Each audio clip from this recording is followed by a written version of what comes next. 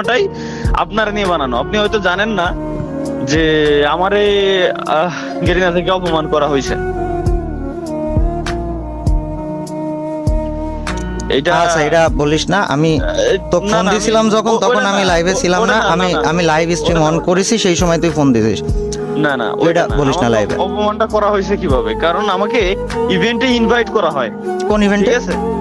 ওই আমাদের খুলনায় ওই যে একটা ইভেন্ট হচ্ছিল, এই যে বুয়া বুয়া মিট নামের কোন ইভেন্ট মেবি, ওই যে আপনার যাই হোক ওই যে টুর্নামেন্ট খেলতে গেছিল না আরএসকেরা টিম সহ, হ্যাঁ, এই যে এটা টুর্নামেন্ট টুর্নামেন্ট হচ্ছিল খেলতে ওইগুলো গেছিল। লাইভ, ওই যে সরি সরি মনে পড়ছে, ওয়াচ পার্টি হুম। ওয়াচ পার্টিতে আমাকে ইনভাইট করা হয়।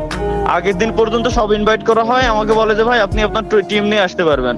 9 জন আমার যে টিমে আছে, ওই 9 জনটা নিয়ে আমি এক জায়গায় গ্যাদার করছি, ঢাকায় আমার বাড়ি, যে কালকে সকালে ঘুম থেকে উঠেই আমরা চলে যাবো ডিরেক্ট খুলনা, খুলনা থেকে আমার বাড়ি ঘুরে এসে দেন পরের দিন আবার আমরা ঢাকা ব্যাক করবো। ক্যামেরা ট্যামেরা সেট আপ সব আমার রেডি। হুম।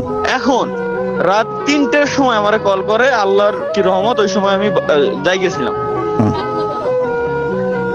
তো ওই সময় আমার কল করে, তাও কল দেয়াই হচ্ছে মারুফ বাইরে দিয়ে, যে তাহলে ভাই আপনি কালকে আসতেছেন না, আপনি কালকে অসুস্থ।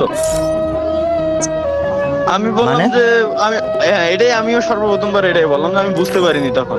আমি বললাম যে কই ভাই আমি তো অসুস্থ না, আমি তো ঠিক আছি, তো আমি কালকে আসতেছি তো।